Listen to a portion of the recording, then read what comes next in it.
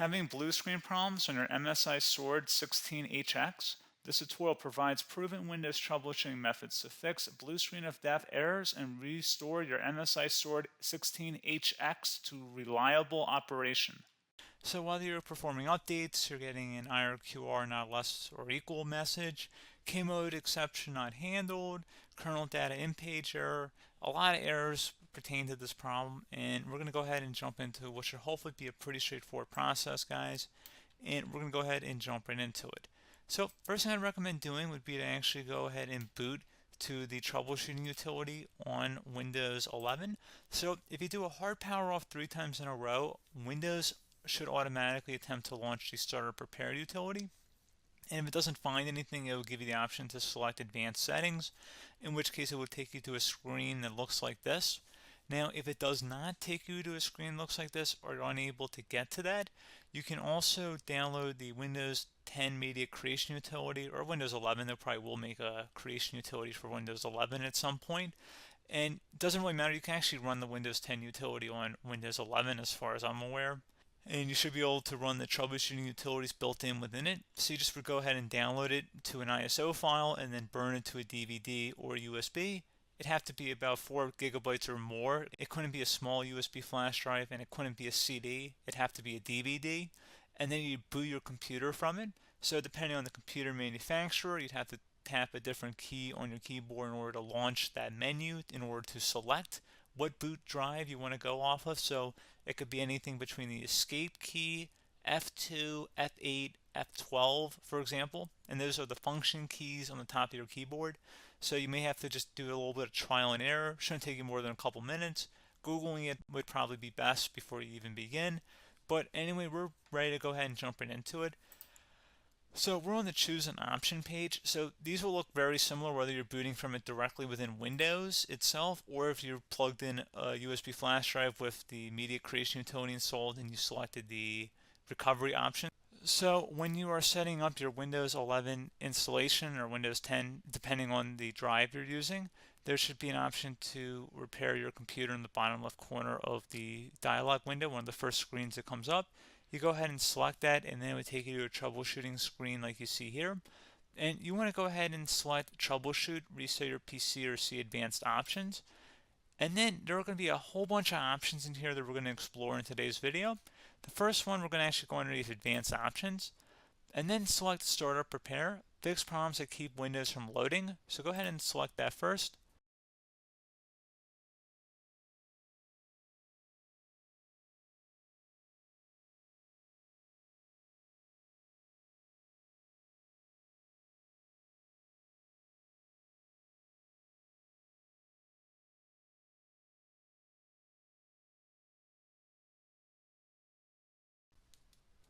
Okay, so you can see it could not repair our PC. That was our first option we could try. Something else, if we go back into advanced options here, and then select troubleshoot, we're going to go underneath advanced options again. You can go ahead and actually access safe mode by selecting startup settings. And then if you select the restart button, you have the option on the screen, select safe mode with networking, which will give you a key on the screen. It'll tell you which key to press to enter that. I believe it's the F7 key. It'll do that for you. I'm not going to go over that in today's tutorial because I don't really want to go into safe mode, but you're more than welcome to attempt that by going into here and then selecting restart. Again, it'll launch another screen. It'll say what key do you want to press, and it'll give you like 7 or 8 different options, and you want to select safe mode with networking. There's also an option for a command prompt too, but that's going to be something we're going to cover later in this video, and we don't even have to go through that in order to access it. So that's why I'm not going to really push for that, because unless you know exactly what's causing the problem, you probably don't need to go into safe mode. Unless you're trying to recover files, in which case then you definitely can go into safe mode, but we're trying to actually recover our computer here. So I hope that makes sense. Something else we can also try here as well would be to uninstall updates, remove recently installed quality or feature updates from Windows. So if you go ahead and select that, you can uninstall the latest quality updates, which generally is the more day-to-day updates. Feature updates are the less regularly released ones, like the big ones. I would equate it to service packs in like Windows 7 and Windows Vista and Windows XP. So larger updates that occur once or twice a year at most. And the quality updates are more just a regular update. So probably obviously depend. It'll take longer if you're going to try and uninstall the latest feature update versus quality update, and maybe you don't need to go back that far. So just giving you guys a couple of pointers with that. Something else you can also look at here, and we're going to jump into the command prompt in a little bit, but you can select System Restore, which will use a restore point recorded on your PC to restore Windows. And this is something I would highly recommend here, guys. So select Next. Assuming you have a restore point saved on your computer, you go ahead and select the most recently created one, and you'll select Next, and then you'll select the drive. You shouldn't actually have to select the drive. You can scan for affected programs, but we're going to keep it all default here, and then we're going to select Finish. So once started, System Restore cannot be interrupted. Do you want to continue? I think we're going to select yes. I don't think we have anything better to do on our computer right now, so just give it a moment here to initialize. It will take a couple minutes to run, obviously depending on how large your hard drive is and how much is saved on the System Restore point. So just give it a couple minutes here.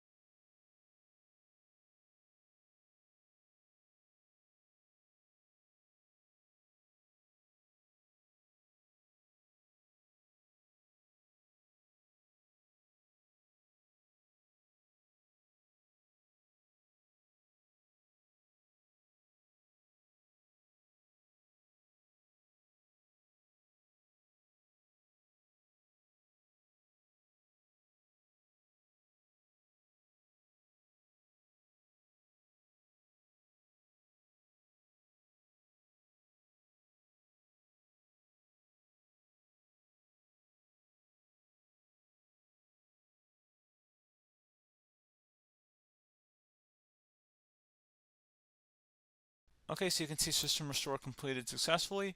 The system has been restored. Your documents have not been affected. Click the Restart button to restart your computer. Go ahead and select Restart.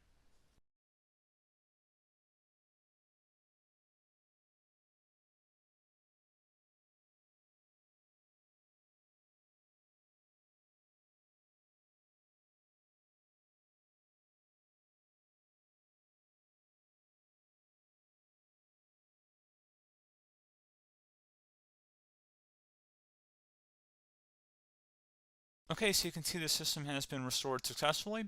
We're going to go over a couple different methods addition to that if that did not work. So I'm just going to pause the video and we're going to start back on the recovery screen that we started with. Okay, so a couple other things we can try here too. If you go back into troubleshoot, you can select reset your PC, while you choose to keep or remove your personal files and then reinstalls Windows. You can select to keep my files, which will remove apps and settings but keeps your personal files. You can also select remove everything, which will remove all of your personal files, apps, and settings. So this is more of a factory reset, the second option here. First option, it should not delete all of your personal files. However, it will pretty much clear most of your programs, and keep in mind, there's no guarantee that your information, number one, is even still available and easily recoverable on your computer to the point that you actually would be able to recover anything. And the second point is that there's always a chance that it won't actually recover and it will just do a factory reset anyway. So there's no guarantee that actually would keep your files anyway. So I would recommend trying to get a recovery tool and backing that up first before selecting it anyway. But again, those are a couple of different options. And then something else you can try here, if you go back to the choose an option. Another option, if you go underneath choose an option and select troubleshoot, advanced options, and now select where it says command prompt. Okay, so the first thing we should do is type our main hard drive here. In most cases, it should be the C drive. So you just do a C colon, and then hit enter on your keyboard.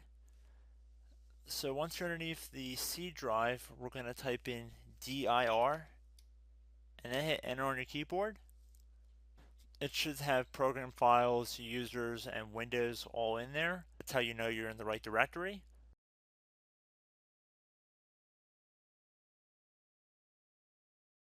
In some cases, it might be the D drive as well, so just keep that in mind.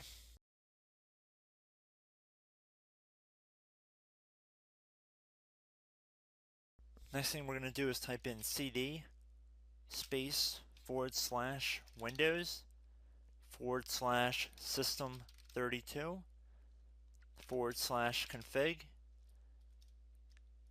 and then you're going to hit enter on your keyboard.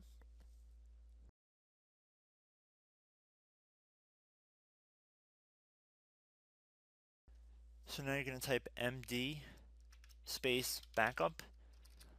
If you've seen other tutorials, it might also say to put down md backup. That's because the backup name is pretty common when you want to back something up. So you can name this whatever you want, doesn't have to be backup. So if you've already made a backup folder in the past, you could do backup 1, for example. So once you're done setting the name you want the backup to be called, hit enter on your keyboard again.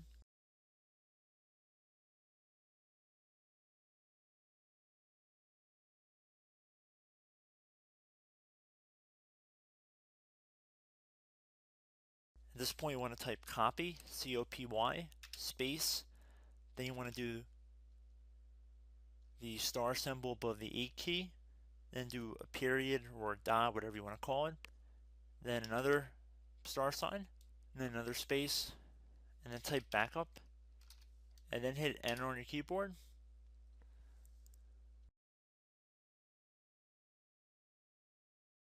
Now you want to type cd reg back, REG BACK, and then hit enter on your keyboard. So now that we are under the reg back, so now you want to type dir again, and then hit enter.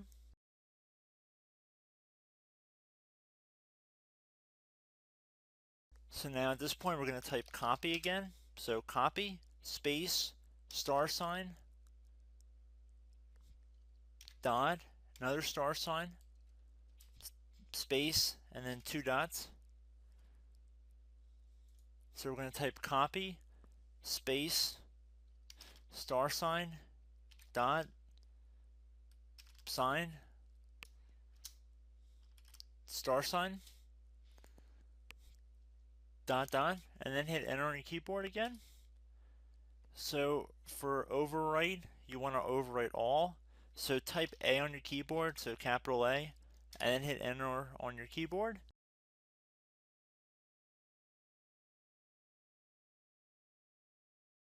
So at this point, you should be good to go. You can close out of the command prompt window, and if you accidentally continue to Windows 10, you should be all set.